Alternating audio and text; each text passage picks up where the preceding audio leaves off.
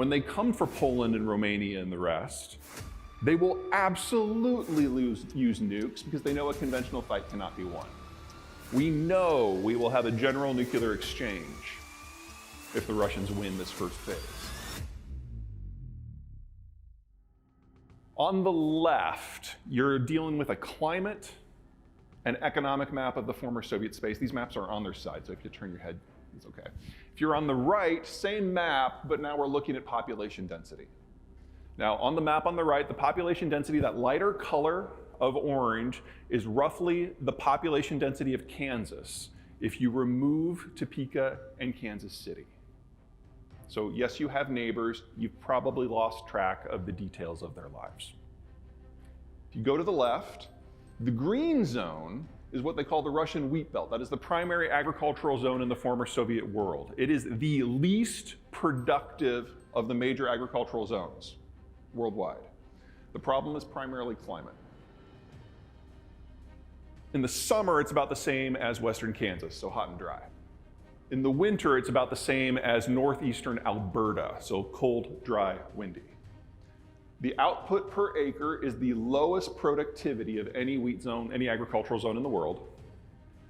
And the income that comes from that agricultural production is so low and so erratic that the Russians, even today, have not been able to build a national road network. You want to do anything at scale in the Soviet Union, former Soviet Union, you have to move things by rail. It's your only option. Now, if you go to the south, to the yellow, to the left, you're in desert, completely empty. If you go to the right, to the north, to the blue, you're in tundra and taigai, also completely empty. But what makes the Russians drink is the beige, the stuff on the shoulders, territories that are completely useless from their definition, but they're flat and they're wide open. And you can totally shove a Mongol horde through that. The Russians have been invaded 50-odd times in their history. Every time the invader has made it to the green where they actually live, the Russians have never driven them out. It's been the weather.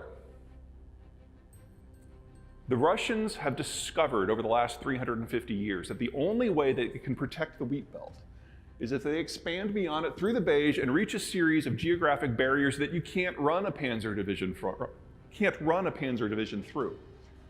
And then forward position those rail-supplied military forces in the access points between those barriers, static defense, plug the gaps. If they do that, they can prevent the war from coming to them. That's the only defensive strategy they have. And this is everything that Putin has attempted to do in the last 23 years. This is the Kazakh intervention and the Karabakh War and the Georgia War and the Crimea War. It's about getting troops into those gaps and plugging them. The problem for Ukraine, of course, is not that it controls any of these gaps, but it's on the way to two of them. The Russians were always going to do this. They were always going to try to not just take parts of Ukraine, but all of it. And then they would move beyond into the countries that actually control the territories they care about. That's Poland, that's Romania, Estonia, Latvia, Lithuania. These are all NATO allies. We've always known this was going to go down. Now, who here is not from Texas? It's not as big as they say it is. The scale of what the Russians are attempting here, we have a hard time wrapping our minds around. I mean, the United States is a big country, but it's nothing compared to the sheer physical size of Russia. Their borders are 3 times as long. They're trying to patrol them with a population that's half as big. It was always going to be a desperate fight. All right, that's the big strategic picture. Let's look at the tactical. The dotted lines on this map are those all-important rail connections. The deep red are the territories that the Russians controlled at the end of the last war in 2014. So anyone who tells you that, if we just give the Russians a little bit, they'll stop, no. This was the 7th time they've done this since 1992. And then third, those pinker areas are the areas that the Russians held as of the 1st of September in the current war. This is Kherson. It's the only territory west of the Dnieper River that the Russians were able to capture earlier in the war. And the Ukrainians made it very clear around August, actually July, that this is where they were going to go first. This was the territory they were going to try to liberate because it was on the other side of the river. It would be easier to do. The Russians saw these advertisements, forward positioned about another 20,000 troops there, the best troops that they had.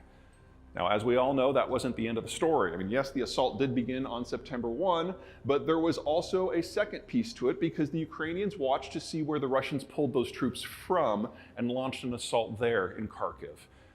And without the Russian forces in place, the Kharkiv front collapsed in 5 days. Best of all, you'll notice just south of where those arrows connect, there's a little dingleberry of pink. That is the city of Izium. That was their forward positioned base. They were planning on launching multiple assaults from that. It fell in 36 hours. But since it was their forward logistics base, that's where all their tanks and all their artillery were. And so in 36 hours, the Ukrainians captured more equipment from the Russians than they started the war with. And territory switched hands. What we're going through right now is a logistical war, because remember, the Russians have to have rail connections. This is the Kerch Strait Bridge. This is the only rail connection between mainland Russia and the entirety of the southern front. And a couple months back, somebody blew it up, and so now the Russians have to move everything by truck. This is a problem. The Russians only started the war with about 3,000 tactical support trucks for their entire military. You guys remember all those javelins? Most of those were not targeting tanks, they were targeting trucks. And they've already lost 80% of their entire fleet. So the Russian military has had to go back to Russia and confiscate city buses and literally Scooby-Doo vans from every one of their municipalities to bring back to shuttle artillery shells around the front. And I gotta tell you, when a Scooby-Doo van laden with artillery shells hits a bump, shit gets real very fast. But this is where the war is going to be decided. This is the Crimea Canal. Remember, Russia's dry, so is Ukraine. 80% of the food that is grown in the Crimean Peninsula is grown with irrigated water sources. That water source is in Kherson, and the Ukrainians now control the sluice gate, and they're not going to open it this year. So without Kerch to bring in food in bulk by rail, and without the canal that would allow Crimea to grow their own, we are going to have a 1980s-style famine in Crimea later this year. Russia fights until it can't. It has never backed down from any war without losing at least 500,000 men in combat first. Right now, they're about 100,000. This is how you trigger a mass casualty event. We will see that later this year. Now, does that mean that the Ukrainians or the Russians are destined to win? No. This is still totally up in the air. Because the Ukrainians are in the process now of doing a lot of deferred maintenance on equipment. They've captured from the Russians 3 times as much tanks and artillery as they started the war with, in addition to everything that NATO has given them. But the Russians are in the process of doing a second mobilization. And by the time we get to May, there's going to be at least 500,000 more Russians in the field. This is going to be a very different conflict very soon. The stakes are high. Now, the question, of course, is why does the United States care? You know, freedom, blah, blah, blah, democracy, blah, blah, blah. They're coming for Poland and Romania. That's the issue. When the war started, you guys remember in the first week, and it looked like it was all already over? There's that 40-mile long convoy of military vehicles going from Belarus south to Kiev. And then on the 4th day of the war, the convoy stopped unexpectedly. And we found out a couple days later that's because the Russians forgot to bring fuel. And then 3 days later, all the soldiers in those vehicles got out of their vehicles and walked back to Belarus because they also forgot to bring food. And in the NATO defense ministries, we came to the conclusion very quickly that the Russians don't know how to fight a modern war. They're doing worse. They have been doing worse this entire time than the Iraqis did during Desert Storm in '92. And we now know that if NATO and Russia meet on the field of battle, we will obliterate them. There will be 1,000-to-1 casualty ratios. It will be a complete conventional wipeout. And that made no one in NATO happy. Because for the Russians, they see this as a fight for their existential survival, and they are correct. If they lose this war, this is the end of the Russian Federation. Which means if they can succeed in Ukraine, when they come for Poland and Romania and the rest, they will absolutely use nukes because they know a conventional fight cannot be won. We know we will have a general nuclear exchange. if the Russians win this first phase. So the decision was made early to give the Ukrainians anything that they can use that isn't a security risk for us, in order to make sure that the Russian military dies here and now and forever. That was our lesson. The Russians took a different lesson. They're like, maybe we shouldn't have drank all of our own Kool-Aid. Maybe these are not devil-worshipping Nazis. Maybe they will fight for their own lands. And if that's the case, the civilian population is no longer a non-factor. They need to be dealt with. So they dusted off a strategy that dates back to the 1800s. And when they advance very slowly, no more than a mile a day, behind a hail of artillery, targeting not anything that moves, but anything that stands. Because if they completely obliterate all civilian infrastructure, then Ukraine cannot support a civilian population at all.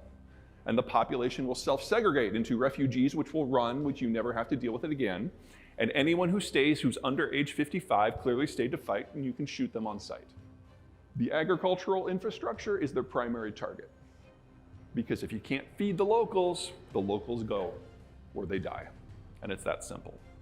It's hard to get numbers in a war zone, especially behind occupied territory.